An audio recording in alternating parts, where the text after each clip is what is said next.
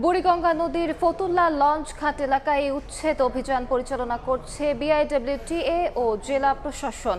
সেখানে আছেন সহকর্মী তুষার আহমেদ ইমন। সরাসরি যাচ্ছি তার কাছে। ইমন, এই মুহূর্তে আমি দাঁড়িয়ে আছি ঢাকা দক্ষিণ কেরানীগঞ্জের বুড়িগঙ্গার তীরে। এটি কাটুরাইল মৌজা। এখানে সাবেক বিদ্যুৎ ও জ্বালানি মন্ত্রী নসরুল হামিদের যে বাড়ি ছিল সেটি আসলে উচ্ছেদ অভিযান পরিচালনা করা হচ্ছে।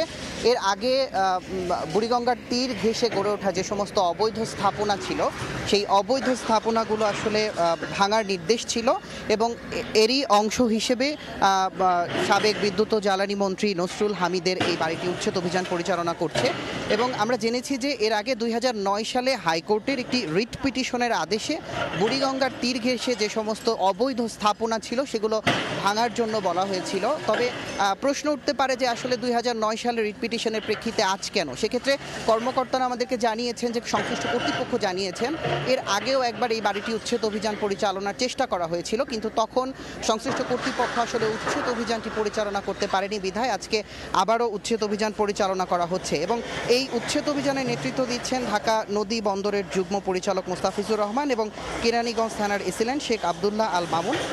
আসলে বুড়িগঙ্গার তীর ঘেঁষে যে সমস্ত জায়গাগুলোতেই এই অবৈধ স্থাপনাগুলো গড়ে উঠেছে সেই সবগুলোই একের পর এক পর্যায়ক্রমে আসলে উচ্ছেদ অভিযান পরিচালনা করবে তারা। এবং এর অংশ হিসেবে ঢাকা কেরানীগঞ্জ দক্ষিণ থানার হাসনাবাদ এবং ধলেশ্বর এবং কাটুরাইলে অভিযানটি পরিচালনা করা হবে।